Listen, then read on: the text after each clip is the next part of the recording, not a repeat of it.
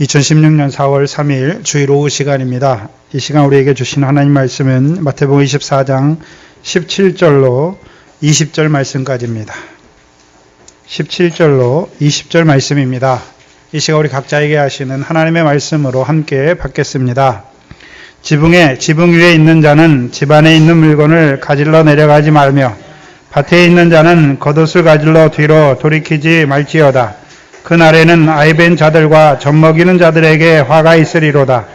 너희의 도망하는 일이 겨울에나 안식일에 되지 않도록 기도하라. 아멘. 오늘 마태복음 24장을 통해서 우리에게 주신 말씀은 이제 신랑 예수를 통해서 우리를 신랑 예수의 신부로 살아가게 하시기 위해서 주시는 말씀입니다.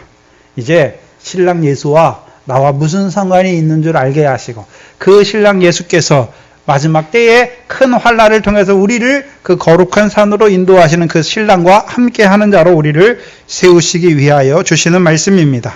그래서 이제 지금은 멸망에 가증한 것이 거룩한 것에 서지 않았어요. 그러나 이제 그 이방인의 수가 차고 순교자의 수가 차면 멸망에 가증한 것이 다니엘이 말한 것처럼 거룩한 것에 서게 하실 것을 보여주십니다. 그때에 이제 유대에 있는 자들은 어디로 도망해야 됩니까? 산으로 도망해야 되죠. 그 전까지는요, 도망하면 안 돼요.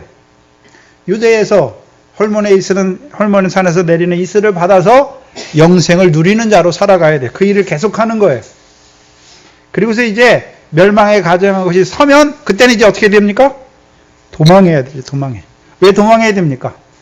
이제 유대에 있는 자들이 그 시온의 복으로 말미암아 누리는 그 열매 맺게 하시는 영생의 시기가 끝났기 때문에 이제 그 시절이 끝났기 때문에 이제 도망해야 되는 거죠.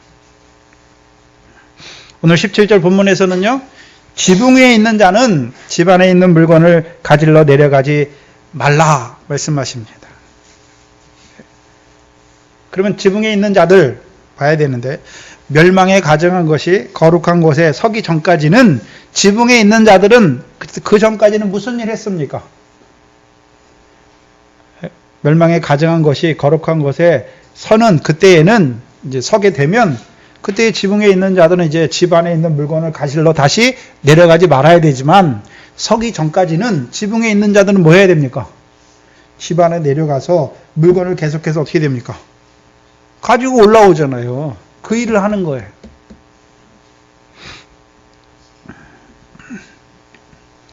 그러면 지붕에 있는 자가 왜 집 안에 내려가서 물건을 가지고 지붕에 올라오는 것입니까? 예? 지붕에 올라온다는 의미가 뭘까요? 예, 하늘에 쌓는 거죠. 하늘에. 예?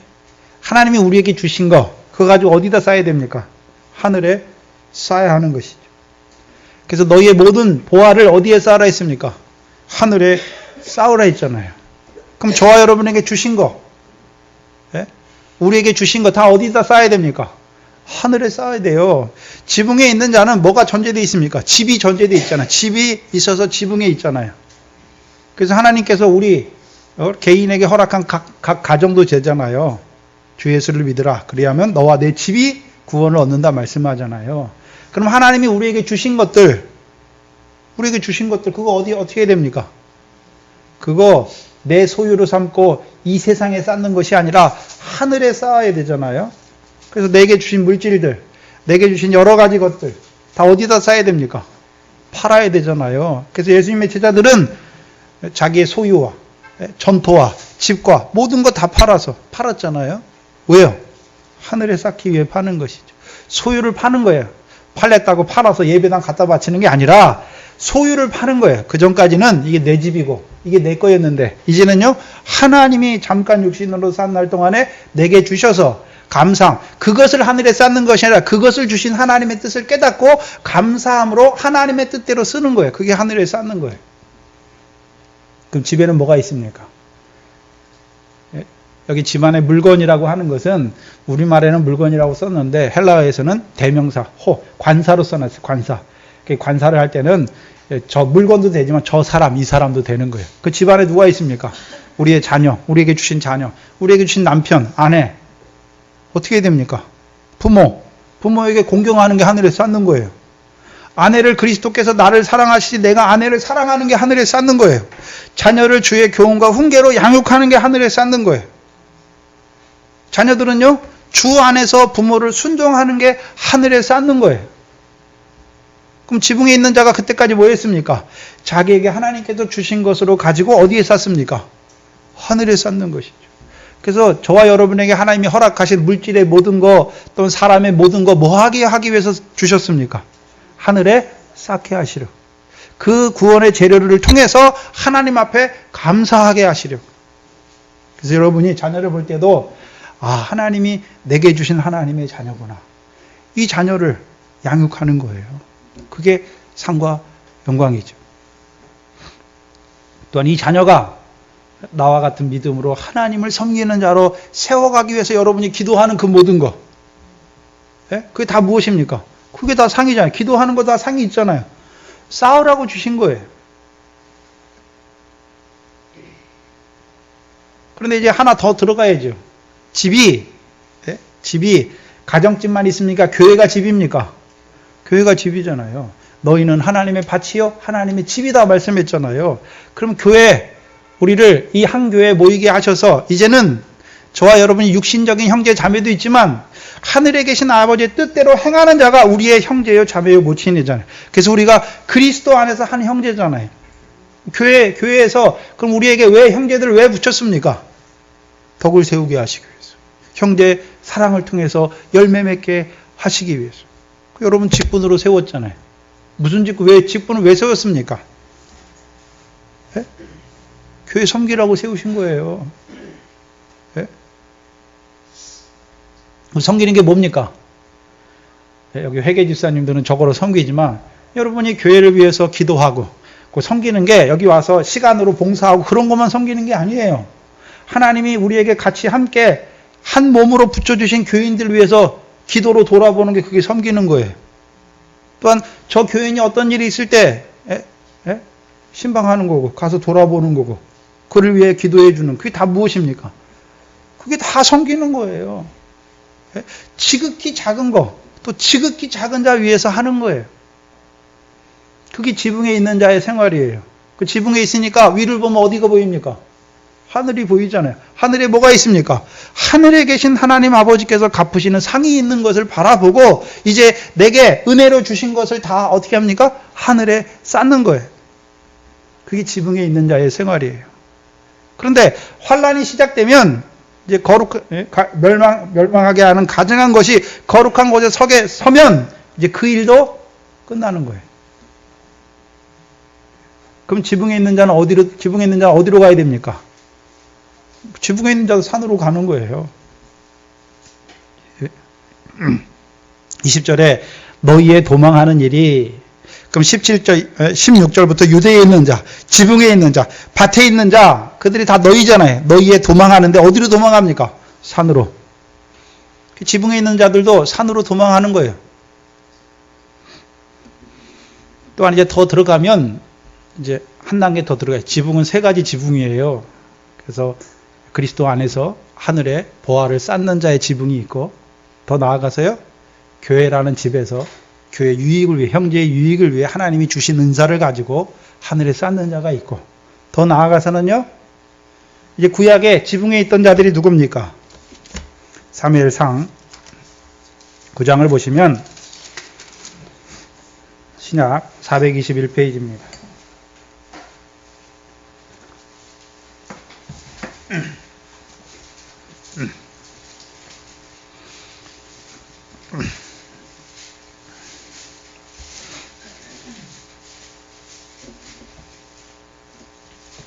(25절에) 사무엘상 9장 25절 이하에 그들이 신당에서 내려 성에 들어가서는 사무엘이 사울과 함께 지붕에서 담화하고 그들이 일찍 일어날새 동틀 때쯤이라. 사무엘이 지붕에서 사울을 불러 가로되 일어나라 내가 너를 보내리라 하매 사울이 일어나고 그 두 사람 사울과 사무엘이 함께 밖으로 나가서 성 끝에 이르매 사무엘이 사울에게 이르되 사완으로 우리를 앞서게 하라. 사완이 앞섬에도 가로되 너는 이제 잠깐 서 있으라. 내가 하나님의 말씀을 내게 들리리라 하고서 지붕에서 내려와서 이제 사무엘이 사울에게 뭘 붓습니까? 10장 1절에서 병의 기름으로 기름 부어서 그를 왕으로 세우잖아요.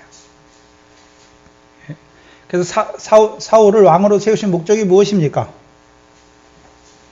에돔하고 블레셋과 싸우게 하잖아요. 그래서 대적 에돔의 손에서 이스라엘을 구원하시는 거잖아요.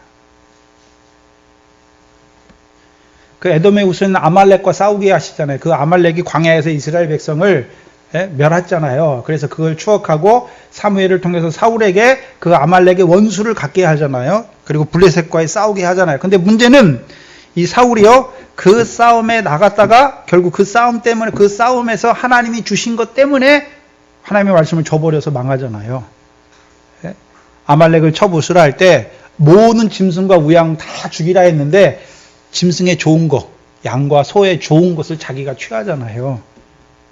하나님의 말씀을 저버리잖아요. 그렇죠? 그럼 지붕에 있는 자들, 사무엘이 사울을 불러서 왕으로 세우시는 이유가 무엇입니까? 이스라엘 백성의 대적 아말렉을 무찌르는 거잖아요. 그래서 대적 아말렉의 손에서 이스라엘을 구원하는 것이죠. 그럼 아말렉과의 싸움이 무엇입니까? 모세 때 아말렉과의 싸움에 이스라엘 백성은 싸우고 모세는 산에 올라가서요, 모세가 손을 들면 이스라엘이 이기고 모세가 산을 내리면 아말렉과의 싸움에서 지잖아요. 그럼 아말렉은 어디를 보여주는 자입니까?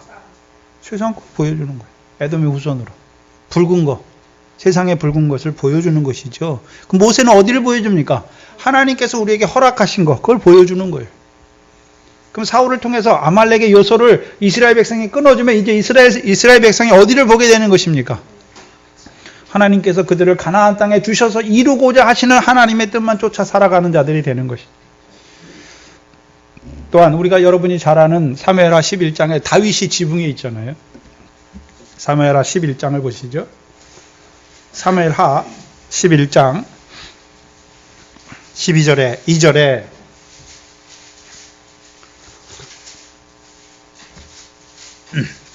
사무엘하 11장 2절에 저녁 때에, 왜 저녁입니까? 해가 지니까, 어둠이 오니까 저녁이 됐잖아요. 그 저녁에 누가 들어갑니까? 다윗이 들어가고 있어요. 저녁에 다윗이 그 침상에서 일어나, 그럼 낮에 뭐 했습니까? 낮에 속한 자가 되어서 낮에 자녀로 낮에 일을 해야 되는데 뭐 하고 있습니까? 낮에 잠들었어요. 그러니까 저녁에 다윗이 침상에 일어나서 왕궁 지붕에서 거닐다가 그곳에서 어디를 봅니까? 하늘 위에를 봤으면 좋을 건데 밑에를 봤잖아요. 그러니까 뭐가 보입니까? 밧세바가 보이잖아요. 근데 자, 지금 다윗이 지금 이스라엘 백성은 뭐 하고 있습니까? 암몬 왕과 싸우고 있어요. 암몬 왕과. 이스라엘 군대는 암몬과 싸우고 있는데 다윗은 뭐 하고 있습니까? 그 싸움 중에 낮에 자다가 일어나서 밤에 들어가서 밑에를 보는 거예요. 지붕에 올라가서. 그러면 이미 이때 다윗은 어떤 다윗이냐면 하나님께서 이미 그를 이스라엘 왕으로 세우셨어요. 그리고 예루살렘을 시온이 되게 하셔서 그 다윗이 시온의 법궤를 안치해서 백성에게 시온에서 나온 의로, 율법으로 백성에게 가르쳐 주어서 백성에게 의와 공도를 이룰 뿐만 아니라 모든 대적을 다 이기고 마지막에 남은 그 암몬과의 대적과의 싸움 중에 있는 거예요. 그래서 시편 83편에 보면 이스라엘을 대적하는 자들 중에 우두머리가 누굽니까? 암몬이에요. 암몬. 여기를 접어두시고 시편 83편을 보시죠. 시편 83편에 구약 862페이지입니다.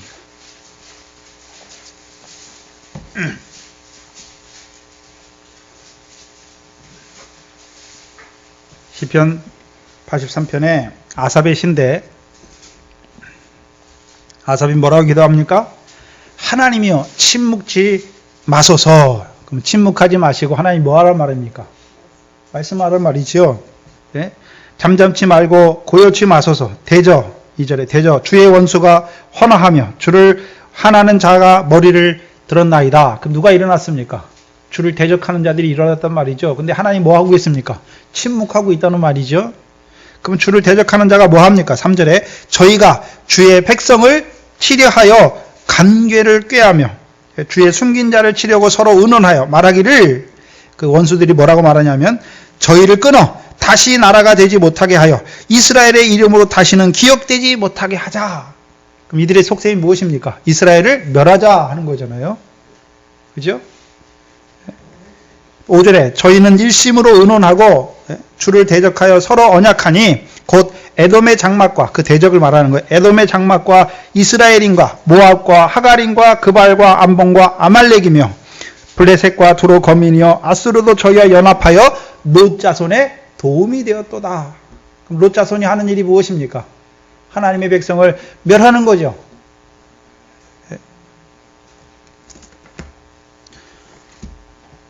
그래서 가나안 땅에서 이스라엘 백성의 마지막 대적이 누굽니까? 다윗 때 암몬이잖아요. 암몬. 예. 그러면 암몬과의 싸움을 하게 하시는 목적이 무엇입니까? 하나님께서.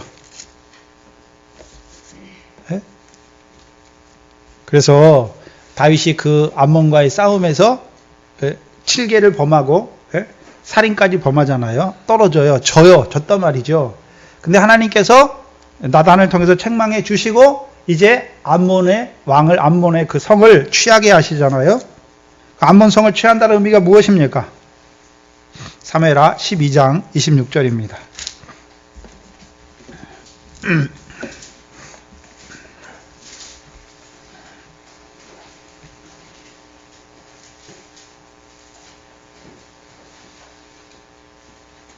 사무엘하 12장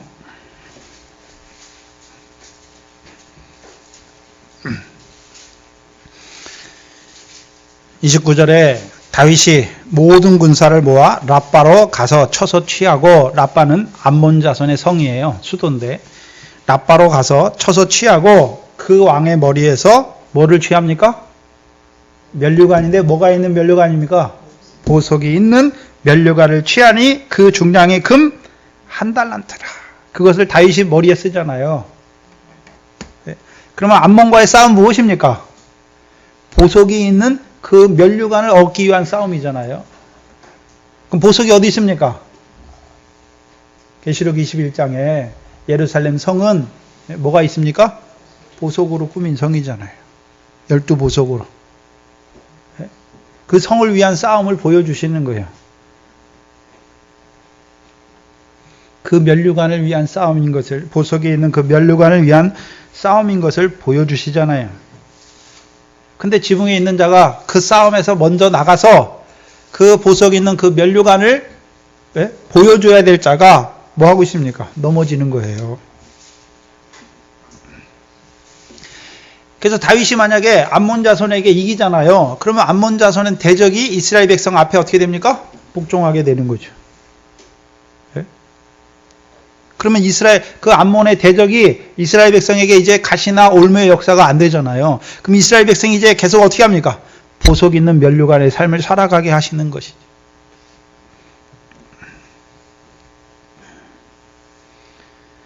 그럼 하나님께서 지붕에 있는 자들을 세우시는 이유가 무엇입니까? 먼저 우리 각자가 지붕에 있잖아요. 그래서 하늘의 것을 보고 오늘도 보화를 하늘에 쌓고, 또한 하나님이 허락하신 교회에서 우리에게 주신 은사를 통해서 하늘에 쌓는 자고, 더 나아가서는요, 하나님이 우리를 사람 막는 업으로 권능을 행하는 자로 추수할 일꾼으로 보내신 목적이 무엇입니까? 하나님 백성을, 바다 가운데 죽어있는 하나님 백성을 건져서 하나님 나라에 들어가게 할 뿐만 아니라 권능으로 함께 하셔서 그리스도의 사랑 안에 살아가는 자로, 또한 비유의 말씀을 통해서 그들도 미래 결실, 보리의 결실 하는 자들로 세워가는 거죠. 그 일이 무엇입니까? 사도 바울을 통해서 누가 내 생명이여 면류관이라고 말했습니까? 빌립보에 있는 교인들. 그들이 누굽니까? 내 생명이여 내 면류관이다 말씀하죠. 너희는 나의 기쁨이여 나의 면류관이다 말씀하잖아요. 그럼 지붕에 있는 자들이 하는 일이 무엇입니까? 한 생명 한 생명 살리는 거예요. 바다 가운데 죽은 자들을 살리는 것이고, 결실과 열매 없는 사망 가운데 있는 그들을 살리는 것이고, 음부의 권세 아래 죽은 그들을 살리는 거잖아요. 음부의 권세가 해하지 못하는 하나님의 백성으로 교회로 살리는 것이죠. 그것이 무엇입니까? 한 생명 한 생명 살리는 거예요. 그게 지붕에 있는 자들이 하는 일이에요. 그들에게 하나님께서 뭘 주십니까? 면류관을 주시는 거예요. 근데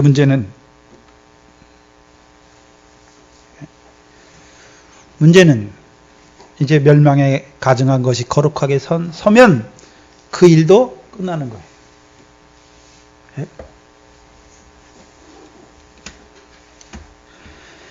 멸망에 가증한 것이 거룩하게 섬으로부터 시작되는 그 환란이 시작되면 이제부터는 유대에 있는 자들도 열매 맺는 생활을 못해요.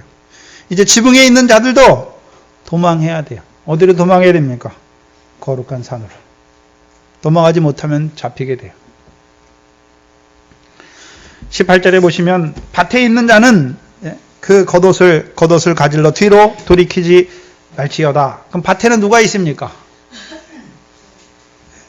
마가복음 4장 13절을 보시면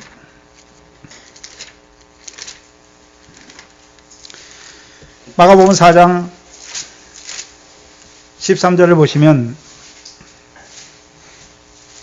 13절 14절에 또 가라사대 너희가 이 비유를 알지 못할지인데 어떻게 모든 비유를 알겠느냐. 그래서 씨 뿌리는 비유는 모든 천국 비유의 시작이에요. 그걸 깨달아야 나머지 것도 깨닫는 거예요. 14절에 뿌리는 자는 뭘 뿌립니까? 말씀을 뿌리는 것이다. 그럼 뿌린 자가 누가 있습니까? 누가 뿌립니까? 주님만 뿌립니까? 제자들에게도 비유의 말씀을 통해서 그 천국 비유의 말씀을 깨닫게 하셔서 그들을 천국의 제자된 서기관으로 세우셔서 그 비유의 말씀을 인자와 같이 하나님 백성에게 뿌려주셔서 하나님 백성들도 미래 결실하게 하는 뿌리는 자잖아요. 그게 밭에 있는 자예요. 그래서 우리가 잘 아는 시편 127편에 126편에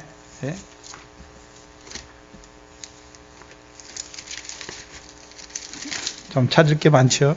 5절 6절에 눈물을 흘리며 씨를 뿌리는 자는 기쁨으로 거두리라 말씀하셨고 울며 씨를 뿌리러 나가는 자는 정령 기쁨으로 그 단을 가지고 돌아오리라 말씀했잖아요. 그래서 비유 두 가지 우리가 천국 비유 마태복음 13장의 천국 비유 두 가지잖아요. 눈물을 흘리며 씨를 뿌리는 자는 미래 결실하게 돼 있어요. 또한요 울며 씨를 뿌리러 나가는 자는 곡식단 되게 단을 가지고 돌아오게 하시잖아요. 그래서 두 번째 비유 좋은 씨와 가라지 비유 좋은 씨를 천국의 아들들을 밭된 세상에 심으시는 이유가 무엇입니까? 이제 곡식 단 되게 하시기 위해서 하잖아요. 곡식 단 되게 하기 위해서. 그럼 밭에 누가 있습니까?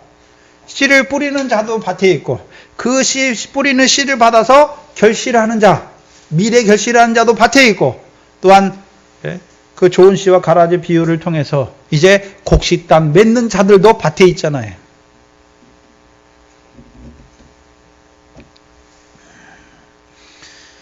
그러면 우리에게 천국의 제자들을 통해서 제자된 서기관을 통해서 우리에게 뿌려주시는 하나님의 말씀이 무엇입니까? 미래 결실하는 말씀만 주십니까? 아니잖아요. 보리의 결실하는 말씀도 주시고. 그럼 보리의 결실하는 말씀만 주십니까? 보화가 감추인 밭을 찾게 하시는 말씀 주셔서 모든 소유를 팔게 하시고 좋은 진수장사들에게는요 극히 값준 진주의 말씀을 주셔서 자기의 소유를 다 팔게 하시고 하시잖아요. 그럼 그 말씀만 주십니까? 이제 하나님의 나라를 유업으로 얻게 하는 열매 맺게 하는 영생의 말씀도 뿌리는 자가 있습니까? 뿌리는 자가 있고 그 말씀을 인해서 그 영생의 말씀을 받아서 오늘도 하나님의 나라를 유업으로 얻는 그 성령의 열매를 맺는 하나님 백성들이 다 밭에 있는 거예요. 또한 밭에는 뿌리는 자들만 있습니까? 거두는 자도 있습니까? 거두는 자도 있잖아요. 그래서 룻은 뭐 하는 자입니까? 보아스의 보리밭에서 거두는 자잖아요. 거두는 자예요. 보리 이삭을 줍는 자예요. 그럼 룻만, 그 밭에는 룻만 있습니까? 소년들도 있습니까? 소년들은 뭐 합니까? 베는 자예요. 그 밭에 처녀들이 있잖아요. 그 처녀들 사이에 룻이 죽잖아요. 그래서 지난번에 룻기서 2장을 통해서 그 보아스를 통해서 룻에게 뭘 말씀했습니까? 여호와께서 내게 온전한 상 주시기를 원한다. 그러면 그 보리밭에서 줍는 자들이 거두는 자들이 무슨 상을 받는 자들입니까? 온전한 상을 받는 자들이잖아요. 요한복음 4장입니다.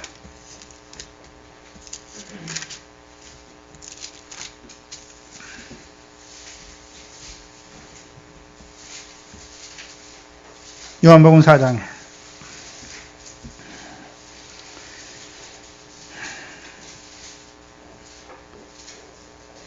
35절 이하에 너희가 넉 달이 지나야 추수할 때가 이르겠다 하지 아니하느냐. 내가 너희에게 이르노니 눈을 들어 밭을 보라. 희어져 추수하게 되었도다. 36절에 거두는 자가 이미 싹도 받고 영생에 이르는 열매를 모으나니. 그러면 영생에 이르는 열매, 싹과 영생에 이르는 열매를 모으는 자들이 누굽니까? 거두는 자잖아요. 그러면 여기선 거두는 자잖아요. 왜 거둡니까? 씨를 뿌린 게 있으니까, 그게 결실했으니까 거두는 자가 있는 거잖아요. 뿌리는 자도 있고 뿌리는 자의 상도 있지만 누구의 상이 더 큽니까? 거두는 자의 상이 더 큰 것을 보여주셨잖아요. 씨는 뿌리는 이유가 무엇입니까? 뿌리고 그냥 자라기만 하면 됩니까? 결실을 위해서 뿌리는 것입니까? 결실이 있어야 심는 자도 상이 있고 결실하는, 거두는 자도 상이 있는 거잖아요. 그러면 이 요한복음 4장에서 거두는데 뭘 거둡니까? 영생에 이르는 열매잖아요. 그것이 무엇입니까? 34절에 나를 보내신 이의 뜻을 행하고 그의 일을 이루는 게 영생이에요. 그럼 하나님의 뜻이 무엇입니까? 하나님의 말씀은 한마디로 하면 무엇입니까? 사랑이에요. 사랑. 내가 너희를 사랑한 것 같이 너희도 서로 사랑. 그게 무엇입니까? 열매잖아요. 그게 하나님의 뜻을 이루는 거예요.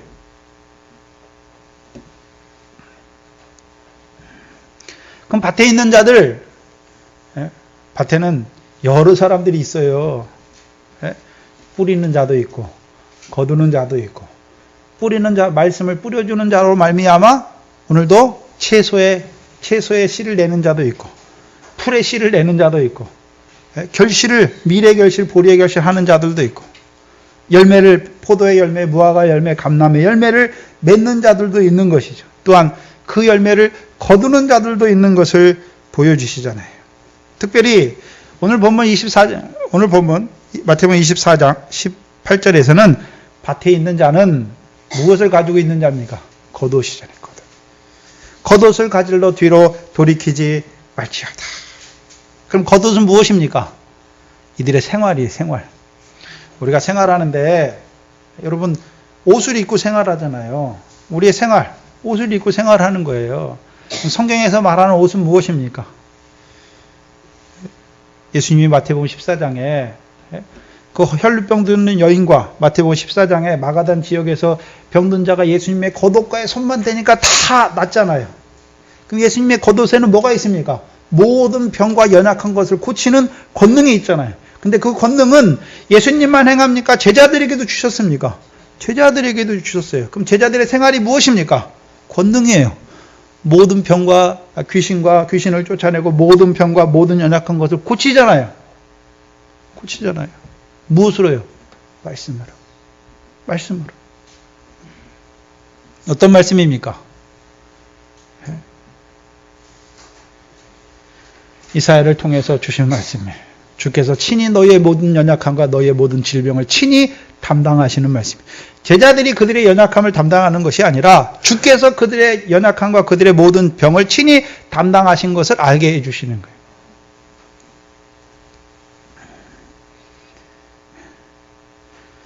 그럼 이 겉옷을 가진 자들의 생활이 무엇입니까?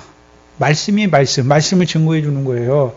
미래 결실하게 하려면 미래 결실하는 미래 씨를 뿌려주는 거고, 보리의 결실을 위해서는 보리의 씨를 뿌려주는 거고, 열매를 위해서는요 포도의 씨를 뿌려주는 것이고, 무화과 그걸 뿌려주는 자들, 그들의 생활이 무엇입니까? 그게 겉옷이에요. 근데 문제는 그 겉옷을 입은 자의 생활이 씨를 뿌리는 자도 있고 거두는 자도 있잖아요. 근데 이제 환란이 시작되면 그 생활도 끝나는 거죠. 그 생활도 끝나는 거예요. 왜요? 이 환란의 때는요 밭에서 일하는 자들의 추수 때이기 때문에. 밭에서 일하는 자들의 추수 때잖아요. 그러면 이들이 겉옷을 가지고 있는 거 보니까 무슨 옷도 있습니까? 이들에게는 속옷도 있어요. 누가복음 6장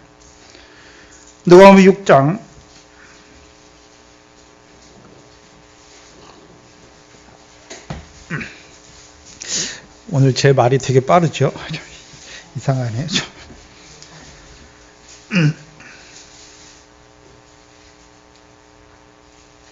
누가복음 6장 27절 이하에 보시면 27절 이하에 그러나 너희 듣는 자에게 내가 이르노니 너희 원수를 사랑하며 너희를 미워하는 자를 선대하며 너희를 저주하는 자를 위하여 축복하며 너희를 모욕하는 자를 위하여 기도하라. 그러면 자 보세요. 27절 이하의 말씀은 믿음이 어린 자에게 하는 말씀입니까? 자라난 자에게 하신 말씀입니까? 자라난 자에게 원수를 위하여 기도하라 그러잖아요. 너희를 핍박하는 자를 위해서 기도하라 그러잖아요. 그리고 29절에 내 입뺨을 치는 자에게 젖밤도 돌려대며 내 겉옷을 빼앗는 자에게 무슨 옷도 주라 말씀하십니까? 속옷도. 네, 속옷도 주라 말씀하시는 거죠.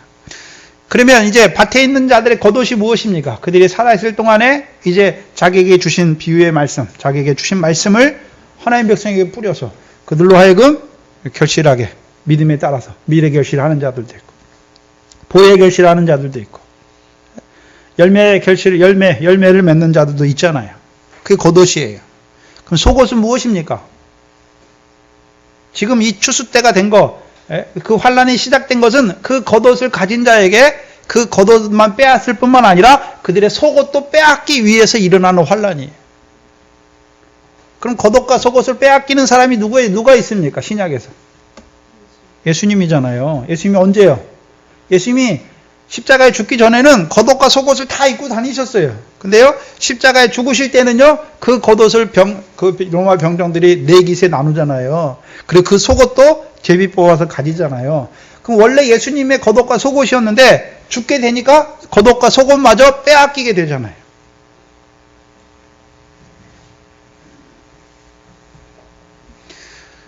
예수님처럼 이제 그 환란의 때가 시작되면 그 겉옷도 빼앗길 뿐만 아니라 그들의 생명도 빼앗기는 거예요. 빼앗기는 게 아니라 주를 위해서 죽는 자가 되는 것이죠.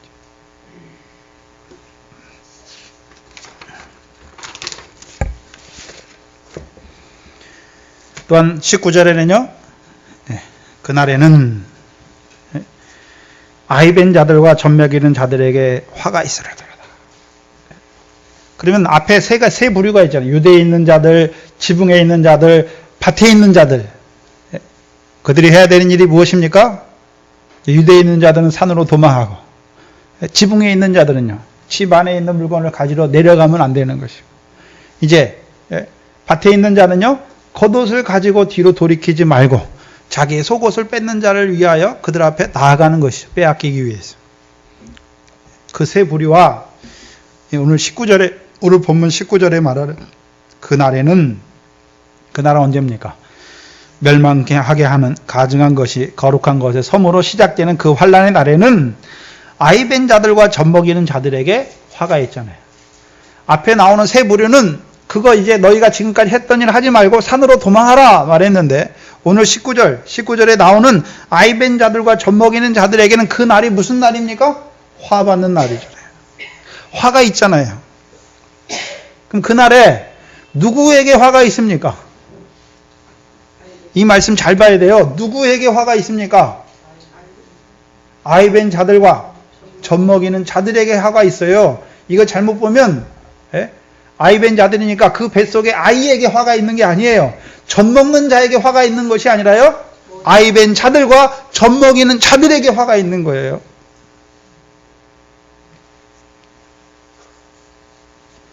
그럼 아이벤 자들이 누굽니까? 아이벤 자가 누군가요? 예수님께서 그 모친 마리아의 몸에 잉태되셨다가 낳잖아요. 그렇죠? 잉태됐다가 낳잖아요. 그래서 갈라디아 4장에 보시면 뭐라고 했습니까? 신약 306페이지입니다. 신약 306페이지 갈라디아서 4장 4절입니다.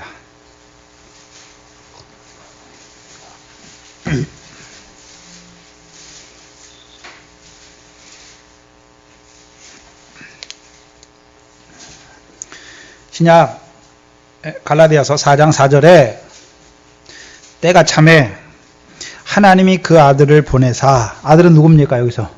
예수 그리스도잖아요. 아들을 보내사 누구에게서 낳게 하셨습니까? 여자에게서 나게 하시고. 그러면 창세기 3장 15절이잖아요. 네? 여자의 후손이잖아요. 여자에게서 낳잖아요. 그렇죠? 여자의 후손이 누굽니까? 뱀의 원수가 되게 하잖아요. 아들이잖아요, 아들. 근데 여기서는 분명히 보시면 하나님이 그 아들을 보내사 여자에게서 나게 하시고 그것을 다른 말로 누구에게서 나게 했단 말입니까? 율법 아래 나게 하신 것은. 그럼 여자로 대표되는 분이 누굽니까? 마리아잖아요. 그래서 예수님이 어떤 때는 마리아 보고 자기 모친 보고 여자여 말할 때가 있고 어머니라고 말할 때가 있잖아요. 여자여 말할 때는 언제입니까? 아직 아들을 낳지 못했잖아요. 마리아가 여자로 있을 때. 근데 마리아가 예수님의 모친, 예수를 낳아야 그 다음에 누가 됩니까? 예수님의 모친이 되는 거잖아요. 그럼 예수는 누굽니까? 아들이에요. 그러면 율법 아래서 나게 했잖아요. 그렇죠? 율법 아래서 났으니까 율법을 통해서 구약의 율법이 예언하는 게 무엇입니까? 하나님의 아들 예수 그리스도를 예언했잖아요. 그 율법이 하나님의 아들 복음을 예언했잖아요. 그러면 아들이 나면 이제 복음 안에서 역사하는 율법이 되잖아요. 근데 태 안에 있어요. 아이 뱃으니까 복음은 있긴 있는데 여자 안에 있잖아요. 율법 안에 있어요. 지금이 복음과 성령 시대잖아요. 이미 복음이 시작됐는데 지금도 하나님의 말씀을 율법 아래 율법의 교훈으로 가르쳐서 이 복음과 성령 시대에도 하나님의 백성이 그 율법 아래 살아가요. 지금도 예수 믿으면 율법의 세상복, 신의 산에서 주신 율법의 복음 분명히 지키면 하나님이 세상복 주셔요. 근데 지금도 예수 믿는 자들을 예수 믿으면 세상복 받습니다. 율법의 복 아래 기르는 자들이 누굽니까? 다 여자에게서 나게 하는 율법을 따라 하나님 믿는데 율법 아래 있어요. 그게 아직 복음이 아들로 나지 못했잖아요. 그래서 오늘도 율법의 교훈으로 하나님 백성 가르쳐요. 구약시대가 아닌데. 예수님께서 말하는 복, 마태복음 5장의 복은 세상 복입니까? 하늘에 계신 하나님께서 갚으시는 복입니까? 근데 오늘도 예수 믿으면 구약의 율법을 예수 그리스도께서 완성하셨잖아요. 그럼 세상 복 주신 이유가 무엇입니까? 하늘에 쌓게 하셔서, 가난한 자, 구제하게 하셔서 하늘의 상을 얻는 자로 세우시기 위해서 주신 거잖아요. 근데 지금도 예수를 믿는다고 하는데 예수 믿어서 율법의 세상 복을 말하니까 다 어떤 자로 만듭니까? 아이 벤 자로. 율법 아래 난 자로 만들어버리잖아요. 그럼 율법 아래 있는 자들은 예수 믿는데 왜 믿습니까? 육신으로 산 날 동안에 세상 복 받아서 세상 평안을 얻기 위해서 만드는 자들이잖아요. 믿는 자들이잖아요. 그렇잖아요. 그럼 이들이 바라보는 큰 환난, 우와 환난이 크네? 이들은 환난을 어떻게 보겠습니까? 우리는 예수 믿게 하신 것은 우리에게 세상 평안 주시려고 믿게 했으니까 이 환난 전에 우리는 다 휴거돼서 올라간다 하는 거예요. 왜요? 환난 때는 고통이 있으니까, 고난이 있으니까. 왜? 자기들은 예수 믿어서 세상 복 받는 게, 육신의 평안 받는 게 복인데 그 환난을 받을 수 없잖아요. 그러니까 환난 전에 휴거한다고 그러는 거예요. 들려 올라간다고 그러는 거예요. 그 휴거설, 한국교회 휴거설이 왜 나온 줄 아세요? 일제 신사참배 거기에서 거짓 영이 들어간 일제 신사참배는 우상이 아니다고 하는 그들 왜 그랬습니까? 고난을 통해서 이루신 영광이 뭔지 몰라요. 그러니까 예수 믿으면 다 세상 복이에요. 그러니까 환난을 바라보니까 어떻습니까? 그 도저히 견딜 수 없거든. 왜? 육신의 고난이니까. 근데 고난은 저주거든요, 이 사람들에게는. 순복음교회에서는요, 예수 믿다가 육신의 고난 받고 병들면 저주 받은 거예요. 그렇게 가르치잖아요. 육신이 잘 돼야 하나님 복 받은 거고 세상에서 성공해야 하나님 복 받은 거잖아요.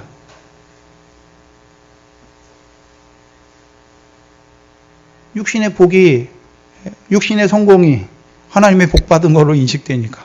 그럼 그 환난은요, 저도 받는 자들이나 환난 받는 거예요. 그들의 말에 따르면. 그러니까 이들은 환난을 어떻게 말합니까?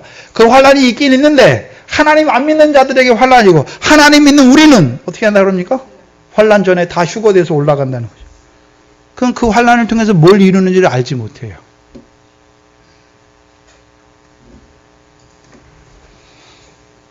지금도 그 은혜로 교회인 겁니까? 보니까 인터넷 보니까 난리더라고요.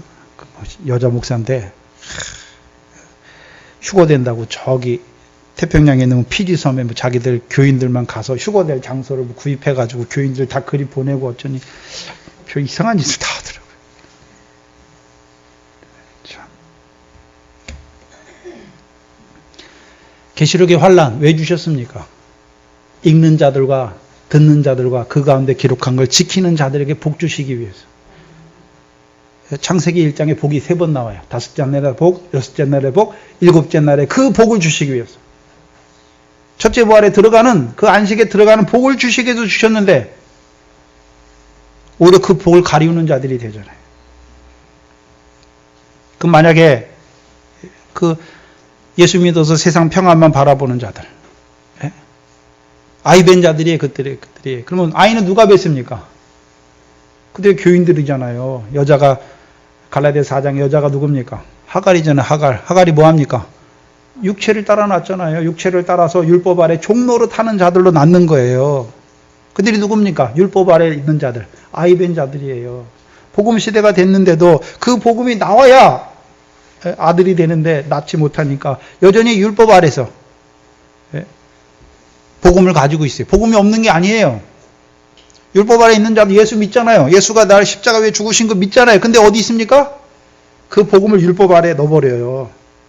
복음 안에서 역사하는 율법이 돼야지 율법 안에서 복음을 가둬버려요. 그럼 그들이 예수 믿어 그 신의 산의 율법의 복만 바라보고 그 육신의 평안을 바라보는 그들이 이제 그들도 분명히 환란이 올 건데 환란 전에 휴거는 없어요. 데살로니가 5장에 말씀하는 그 마지막 때는 이제 마지막 휴거예요. 그리스도 심판대 앞에서 천년이 다 끝나고 나면 첫째 부활하고 천년이 다 끝나고 나면 그 나머지 죽은 자는 천년이 차기까지 살지 못하잖아요. 이제 그들이 살아서 그리스도의 심판대 백보자 심판 받고 그들도 부활의 몸으로 부활해요. 그 마지막 심판, 호련히 그 마지막 때 불리는 심판을 말하는 것이죠. 그러면 이들도 그 아이 뵌 자들도 율법 아래 있는 자들도 그 환란의 때를 당하게 되잖아요. 근데 그 환란 때 오히려 뭐 하겠습니까? 그 환란을 통해서 이루시는 것이 뭔지 모르고 그 육신의 평안을 바랬던 그들이 육신의 평안이 없으니까 뭐 하겠습니까? 원망하고 불평하는 자가 되고 결국은요 짐승과 우상에게 경배하고 이마와손의 그 표를 받고 매매하는 자들이 되는 거예요. 짐승으로 살아가는 거예요. 그럼 그때 짐승으로 살아갑니까? 지금 짐승으로 살아가고 있습니까? 지금 짐승으로 살아가요. 지금 짐승으로. 짐승도 여러분 육신의 것 주시면 평안해요. 근데 짐승 괴롭혀 보세요. 예수 믿는데 육신 평안을 바라보는 자들에게 육신의 고난을 줘보세요. 당장 하나님 원망하죠.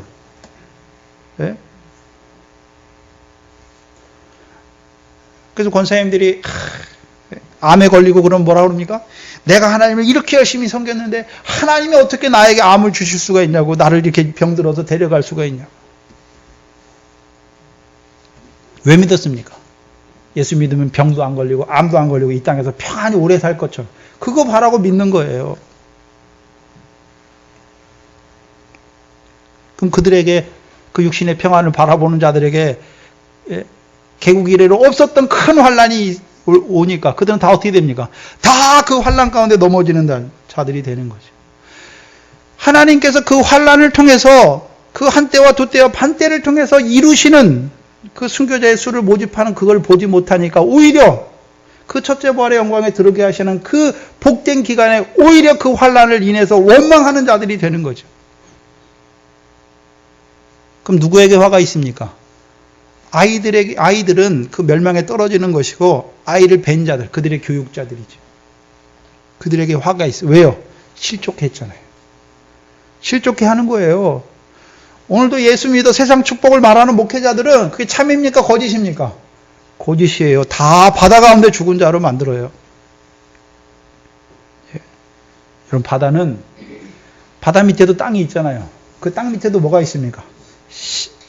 풀에 씨가 있고, 씨 맺는 채소가 있고, 밀의 결실 씨가 있잖아요. 포도와 무화과 열매의 씨가 있죠. 근데 바다 밑에 있으면 납니까? 못 납니까? 못 나요. 못 나요. 오늘도 예수 믿어 그 세상 축복을 말하는 자들 다 어떤 자들입니까? 하나님의 백성을 바다 밑에 다 갈아버려요.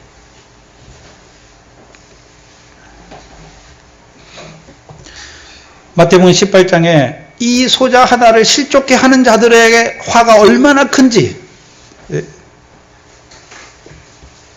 보여주시잖아요. 또한 젖먹이는 자들, 누가 젖먹이는 자들입니까? 우리가 잘 아는 고린도전서 3장에 그리스도 안에서 어린아이들 뭐 먹고 있습니까? 젖만 먹고 있어요. 이제 아이 된 자들은 아니에요. 나왔어요. 아들은 아들인데 그리스도 안에 있긴 있는데 어떤 자들입니까? 젖 먹는 자들 있잖아요.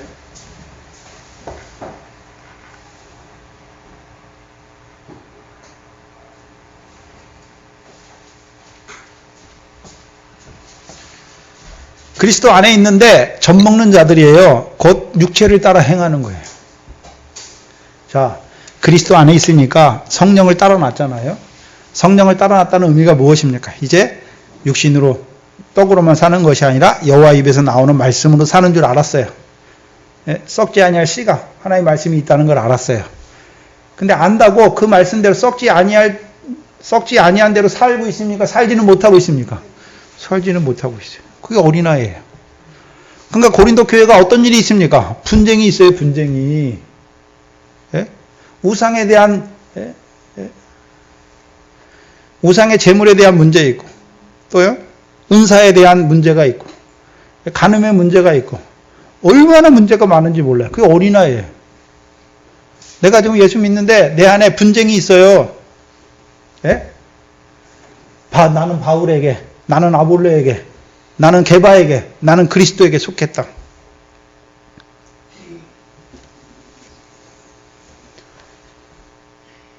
무슨 소리냐면 하나님의 말씀인데 게바를 통해서 주신 거 아니에요. 근데 게바 쫓아가는 거예요. 사도 바울을 통해서 주신 하나님 말씀이잖아요. 근데 사도 바울을 높게 봐요. 아, 이 사람이 많이 깨달았구나. 이 사람이 사람의 말로 받는 거예요. 하나님의 말씀으로 받아야죠. 그러니까 판단하는 거예요. 그러니까 목사 쫓아다녀요. 말씀을 쫓아가세요. 말씀을. 그게 하나님 말씀인가? 베드로도 하나님의 교회를 위해서 그 하나님의 백성을 세우셨고 사도 바울도 하나님의 백성을 위해 세우신 거예요. 근데 나타내는 게 달라요. 사도 바울이 혼자 하나님 말씀 다 쓴 게 아니에요. 사도 바울을 통해서는 복음과 율법의 차이를 가장 잘 나타내 주시고 우리로 하여금 그 복음 안에 있는 자들에게 우리가 율법을 어떻게 사용해야 되는지 율법이 우리에게 어떤 의미인지를 잘 나타내 주시잖아요. 베드로를 통해서는요. 산 소망이 무엇인지 잘 나타내 주시잖아요. 사도 요한을 통해서는요. 사랑이 무엇인지 하나님의 사랑이 무엇인지 하나님이 누구인지 그럼 우리가 하나님의 아들이니까 우리는 누구인지 그럼 우리가 어떻게 살아야 되는지 잘 나타내 주잖아요. 그게 사랑이잖아요. 하나님은 사랑이시니까 우리가 하나님의 아들이니까 우리도 어떤 자로 살아가야 됩니까? 사랑하는 자로 살아가야 되잖아요. 부분 나타내 주신 거예요.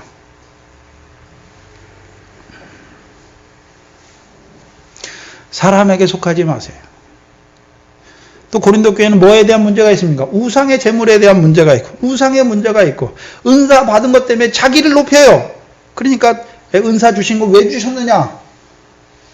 고린도 교회가 바로 했으면 은사 문제 갖고 뭐 해라 할 말이 없어요. 잘했으면. 그렇죠? 근데 고린도 교회가 뭐 합니까? 은사에 질서가 없어요. 질서가. 그리고 은사 가지고 뭐 합니까? 자기를 나타내잖아요. 교회의 덕을 세우는 게 아니라 자기의 덕을 나타내니까. 은사 왜 주셨느냐? 교회의 덕을 위해 주신 것이 아니냐.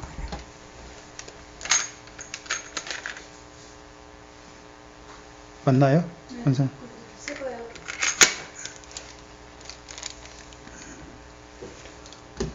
어린아이 그리스도 안에서. 그 히브리서 6장에는 6장을 보시죠. 히브리서 신약 357페이지입니다.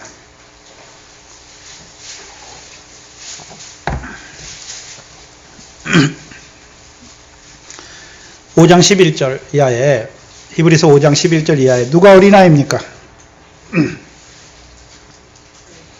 히브리서 5장 11절에 이하에 멜기세덱에 관하여는 우리가 할 말이 많으나 너희의 듣는 것이 두나무로 해석하기 어려우니라. 때가 오래이므로 너희가 마땅히 선생이 될 터인데 너희가 다시 하나님의 말씀의 초보가 무엇인지 누구의 가르침을 받아야 할 것이니 젖이나 먹고 단단한 식물을 먹지 못할 자가 되었도다. 대저 젖을 먹는 자마다 누굽니까? 어린아이예요, 어린아이. 여러분 예수 얼마나 믿었습니까? 얼마나 믿으셨어요? 근데도 아직도 멜기세덱이 무엇인지 잘 몰라요. 아직도 도의 초보를 닦고 있어요. 6장 1절에 보면 그러므로 우리가 그리스도의 도의 초보를 버려라 말씀하잖아요. 버려라. 도의 초보가 무엇입니까? 죽은 행실을 회개함과 하나님께 대한 신앙과 세례들과 안수와 죽은 자의 부활과 영원한 심판에 관한 교훈의 털을 다시 닦지 말고 어디에 나아가라 말합니까? 완전한 데 나아가라 말씀하잖아요. 근데 오늘도 도의 초보를 닦고 있어요.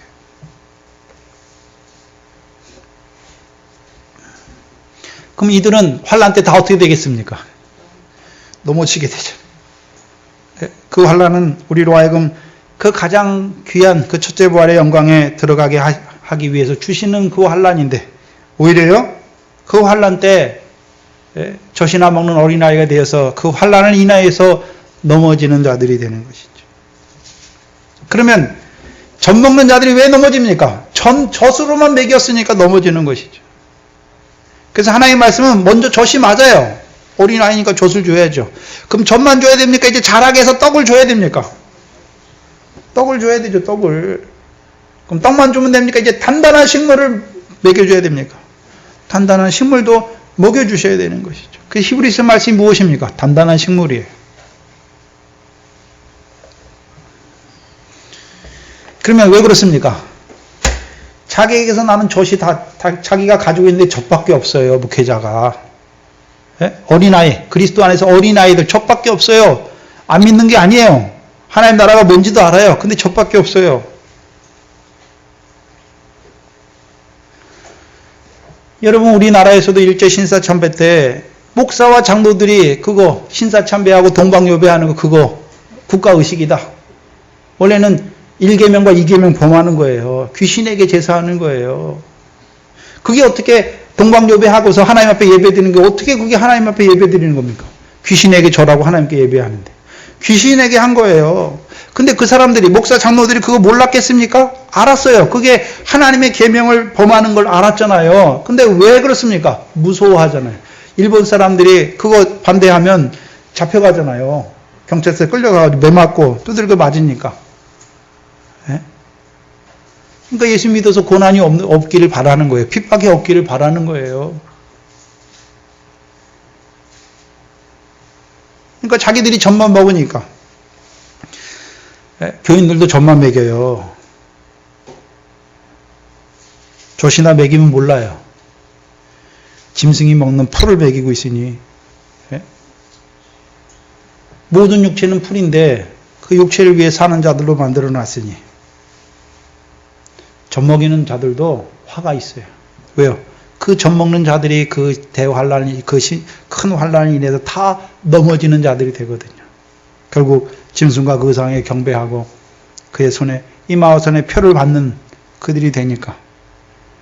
자기만 망하면 되는데 젖을 먹여가지고 그 환란을 앞둔 자들에게 단단한 식물을 먹여서 그 환란을 통해서 하나님이 이루신 일에 들어가야 되는데 오히려 그 환란 가운데 넘어지게 하는 자들이 되잖아요. 그래서 너희는 많이 선생이 되지 말라 말씀하시죠. 왜요? 선생된 자의 심판이 얼마나 큰지. 왜요? 실족하게 하는 자예요. 자기 혼자만 망하면 자기 혼자의 심판이잖아요. 근데 많은 사람을 실족하게 했으니까. 그 실족하게 하는 자의 화가 얼마나 큰지 우리에게 말씀해 주시는 거예요. 선생된 자의 상과 영광도 커요. 근데 심판도 커요. 마지막에 10절에 너희의 도망하는 일이 겨울에나 안식일에 되지 않도록 기도하라. 그럼 누가 도망합니까? 아이 벤 자들과 젖 먹이는 자들은 도망 못해요. 잡혀요. 누가 도망합니까? 유대에 있는 자들이, 지붕에 있는 자들이. 밭에 있는 자들은 이제 도망하잖아요. 근데 이들에게, 너희잖아요, 너희는 누굽니까? 산으로 도망하는 자들. 그럼 저희는 누굽니까? 아이 벤 자들과 젖 먹이는 자들. 그들뿐만 아니라 그들을 통해서 율법 아래 있는 자들. 그리스도 안에 있지만 어린아이들 다 어떻게 됩니까? 잡히게 되죠. 도망을 못 가요. 잡히게 돼요. 근데 그러나 너희는요? 유대에 있는 자들과 지붕에 있는 자들과 밭에 있는 너희는 산으로 도망하는 것이죠. 근데 문제는 산으로 도망해야 되는데 도망하는 일이 언제가 되지 않도록 기도하라 했습니까? 겨울이나 안식일이 되면 왜요? 도망가지 못하니까. 잡히게 돼요. 그럼 이들에게 보여주는 겨울과 안식일이 그냥 육신에 말하는 우리가 말하는 봄, 여울, 가을, 겨울 그걸 말하고 육신에 말하는 안식일입니까? 아니잖아요. 왜요? 이들은 안식일을 지키는 자들이 아니잖아요. 이제 신약에 있는 성도들은 안식일을 지키는 게 아니잖아요. 안식 후 첫날 주일을 지키는 자들이잖아요. 그래서 우리는요 이제 안식일에 뭐 합니까? 육적 이스라엘처럼 안식일에 오리도 안 가고 뭐도 안 하고 뭐도 안 하는 자가 아니라요. 안식일에 선을 행하고 생명을 살리는 그 일을 하는 거잖아요. 그게 안식이에요. 육적 안식일을 말하는 게 아니란 말이에요. 그럼 겨울은 언제가 겨울입니까? 추운 때가 겨울이에요. 마태복음 24장에 불법이 성함으로 많은 사람의 사랑이 식어지는 때가 겨울이에요. 곧 악한 권세, 불법의 역사가 있잖아요. 여기 보면 멸망에 가증한 것, 불법의 사랑, 적그리스도잖아요. 그가 멸망에 가증한 것을 세우잖아요. 그러면 하나님이 그때는 이제 허락하셨잖아요. 어둠의 역사, 어둠의 권세를 통해서 그 불법의 떨을 허락하셨어요. 근데 문제는 무엇입니까? 악한 자의 권세를 두려워하는 거예요. 그 불법의 권세를 두려워하는 베드로같이 두려워하면 어떻게 됩니까? 자기도 죽을까봐 예수님 쫓아가다가 자기도 죽을까봐 어떻게 합니까? 두려워해서 멀찍이 떨어지잖아요. 그러고서 하는 일이 무엇입니까? 대제사장들이 하석과 함께 그들이 쬐은 그 숯불에 쬐고 있잖아요. 그러면서 뭐 합니까? 나는 예수 몰라. 부인하는 자가 되잖아요. 그게 겨울이에요. 왜요? 그 어둠의 권세를 통해서 핍박과 죽일 때 기뻐해야 되는데 오히려 뭐 하고 있습니까? 두려워하니까 겨울이 되는 거예요. 사랑이 식어지는 거예요. 또한 안식일은요, 여기 육적 안식일을 말하는 것이 아니죠. 그럼 유대에 있는 자들, 지붕에 있는 자들, 밭에 있는 자들은 영적 안식일을 지키는 자들이잖아요. 곧 안식일에 뭐 하는 자들입니까? 선을 행하고 생명 살리는 그 일을 하는 자들. 그러면 그들에게 안식일이 된다는 의미가 무엇입니까? 곧 육적 안식에 떨어지는 것, 육신의 평안에 잠드는 것을 말하는 것이죠. 우리가 다섯 처녀와 슬기로운 다섯 처녀와 미련한 다섯 처녀가 있잖아요. 등불은 가지고 있어요. 그렇죠? 근데 하나는 기름을 가지고 있고 하나는 기름이 없잖아요. 그렇죠? 근데 다 미련한 다섯 처녀는 뭐 합니까? 자는 거예요. 자. 이제 신랑이 올 건데 분명히 오잖아요. 근데 더디 오니까 졸고 자는 거예요. 졸고 자는 거예요. 슬기로운 다섯 처녀는 조는 거예요. 왜? 육신이 연약한 거예요. 이기지 못하니까 깜박깜박 졸잖아요. 자는 자들은요. 이제 신랑 안 오실려나 보다. 자리 깔고 눕는 거예요. 떨어지면 안 돼요.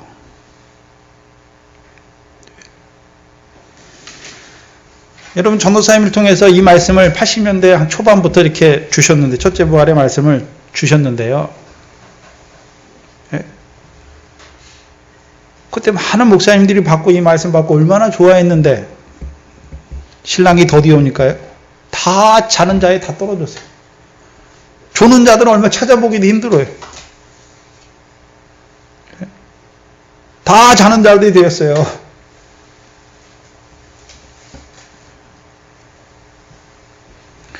왜 기도하게 하십니까? 왜 겨울이나 안식일이 되지 않도록 기도하라 말씀하십니까? 시험에 들지 않게 깨어있어 기도하라 말씀하시는 거예요. 마음에는 원이로되 육신이 약하기 때문에 우리가 늘 바라보지만 육신을 가지고 있기 때문에 육신에 떨어지면 연약할 때가 되는 거예요. 그 시험에 드는 거잖아요. 시험에 들지 않게. 시험이 필요 없는 게 아니에요. 시험이 있어야 되는데 시험에 들지 않도록 기도하는 거예요. 그럼 저와 여러분의 기도가 무엇이 되어야 됩니까? 하나님께서 우리에게 보여주신 대로 그 큰 환난을 통해서 하나님의 뜻이 우리에게 이루어지도록 기도하는 것이죠. 그게 저와 여러분의 기도예요. 계속해서 이제 이 마태복음 24장을 통해서 우리에게 그 마지막 때 이루실 일을 나타내 주신 이유가 무엇입니까? 우리에게 이루어 주실 일이니까. 우리에게 이루어 주실 일이니까 우리에게 깨닫게 하시고 믿게 하시는 거예요. 문제는 무엇입니까? 봤으면 기도해야죠. 먼저는요, 유대에 있는 자로 내가 살아가야 돼요. 지붕에 있는 자로 살아가야 돼요. 밭에 있는 자로 살아가야 돼요. 살다가 이제요, 그때가 시작되면 도망하는 것이죠. 그리고 늘 그때를 바라보면서 시험에 떨어지지 않기를 기도하는 것이죠. 또한 내게 주신 말씀대로 그때 내게 이루어 주시기를 기도하는 자로 살아가는 거예요.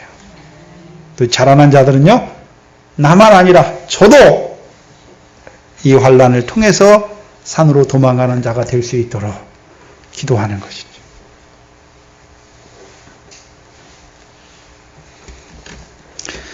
뭔 기도만 하십니까? 우리 애들들 욕심 평안하게, 우리 집 잘 되게. 이제 우리의 기도는 하나님 제발 내가 하나님 나라 백성으로 세상 염려, 재리의 욕 좀 끊어줘서 그 하나님 나라와 의를 구하는 자로 살아갈 수 있도록. 또한 이제 썩어지고 더럽고 새하얘지는 거 그거 따라 살지 않도록. 더 나아가서는요, 이 영생의 말씀을 따라 하나님의 나라를 유업으로 얻는 열매 맺는 생명으로 살아갈 수 있도록 그 말씀 주셨으니까 말씀 붙들고 기도하는 거죠. 이제는요, 이 마태복음 24장까지의 말씀을 주셔서 우리로 하여금 그 큰 환난을 통해서 이루실 일을 보여주셨으니까 하나님, 내가 지금 그 첫째 부활의 영광은 너무나 거리가 먼 자이지만 내게 주시려고 그 말씀, 내게 이루어 주시려고 그 말씀 주셨으니까 그 환난이 이루어지기까지 나의 믿음을 빨리 자라게 하셔서 나도 유대에 있는 자로 살아가게, 지붕에 있는 자로, 밭에 있는 자로 살아갈 수 있도록, 또한 이제 그 환난 때에 그 헐몬 산으로, 거룩한 산으로 도망하는 자가 될 수 있도록 기도하는 것이죠. 그게 저와 여러분의 기도가 되어야죠. 기도하겠습니다. 하나님 감사합니다. 이 마지막 때를 우리에게 보여주시고 이제 유대에 있는 자들과 지붕에 있는 자들과 밭에 있는 자들의 그 삶을 우리에게 이 평안한 때에 이루어 주시고 이제 그 환난 때의 산으로 도망할 것을 말씀하여 주시니 감사합니다. 우리에게 이루시기 위해서 한 말씀 한 말씀 우리에게 더하여 주셨사오니 이 말씀이 우리에게 이루어지도록 늘 붙들고 묵상하며 기도하는 저희들 되게 하여 주시옵소서. 일찍부터 주께서 우리에게 그 첫째 부활의 영광을 나타내 주셨는데 이 말씀을 받은 것이 너무나 오랜데 우리가 늘 그리스도 안에서 어린아이와 같이 장성하지 못하여서 아버지 하나님 그 믿음의 초보를 늘 다시 닦고 있는 미련한 저희들 불쌍히 여겨주시옵시고 이제 의의 말씀을 경험하는 이제 자라나서 영생의 말씀과 이 단단한 식물까지 먹고 마시는 하나님의 백성들 되게 하여 주셔서 이제 그 환난 때에 그 고난과 핍박과 죽음을 통해서 이루시는 그 때에 기뻐하며 즐거워하는 저희들 되게 하여 주시옵소서. 예수님의 이름으로 기도하옵나이다. 아멘. 찬송가 482장입니다.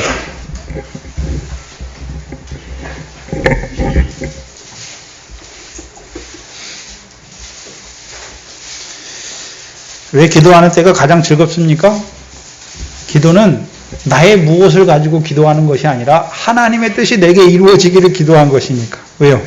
기도하려면 이미 기도할 말씀을 주셨잖아요. 그 말씀 붙들고 기도하게 하시니까 기쁜 거죠.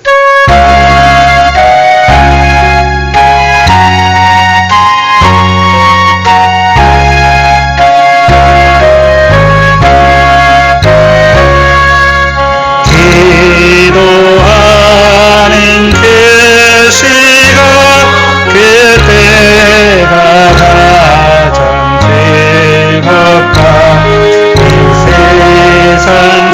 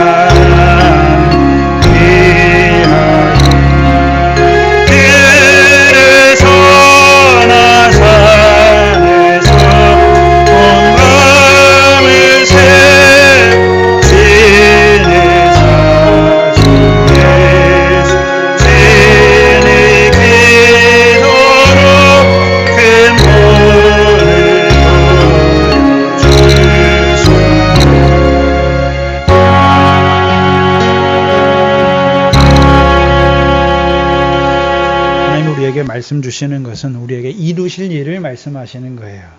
그럼 그 말씀 붙들고 기도하는 삶이 있어야 돼요. 먼저는 말씀을 받는 자가 내게 하신 말씀으로 받아야 되잖아요. 그래서 받는데 열심히 받는 게 먼저예요. 그렇죠? 받는 게 먼저잖아요. 여러분 믿음이 장성했으면 여러분이 스스로 읽어도 하나님이 깨닫게 하세요. 근데 주의 종을 세워주시는 것은 아직 깨닫는 부분이 적기 때문에 제가 뭐 여러분보다 더 잘나서 깨닫는 게 아니라 하나님께서 여러분에게 말씀 주시기 위해서 깨닫게 하시고 주는 거잖아요. 받아야 될 거 아니에요, 먼저요. 이게 생명의 말씀이라며요. 이게 있어야 내 믿음의 생명이 산다며요. 근데 말씀 받는데 소홀히 해요. 뭐 한 주간 말씀 안 들으면 어때? 뭐 수요일 말씀 안 들으면 어때? 안 들으면요? 그 말씀이 없으니까 그 말씀 붙잡고 기도하는 생활이 없어요. 그럼 그 말씀대로 이루어진 생활 하나도 없어요. 말씀이에요, 말씀. 그 말씀이 우리의 생명의 양식이고, 이제 그 말씀 받는 거에서 끝나는 것이 아니라 이제 그 말씀대로 내게 이루시는 기도의 자리가 있어야 되는 것이죠. 그게 우리에게 기쁜 자리예요. 말씀 받는 것도, 말씀 깨닫게 하시는 것도 우리의 상이고 기쁨이지만, 이제 그 말씀대로 내게 이루어 주시기를 기도하는, 그대로 하나님이 이루어 주세요. 늘 말씀 붙들고 기도하시기 바랍니다.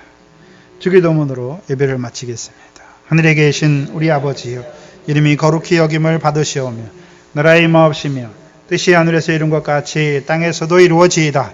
오늘날 우리에게 일용할 양식을 주옵시고 우리가 우리에게 죄 지은 자를 사하여 준 것 같이 우리 죄를 사하여 주옵시고 우리를 시험에 들게 하지 마옵시며 다만 악에서 구하옵소서. 나라와 권세와 영광이 아버지께 영원히 있사옵나이다. 아멘.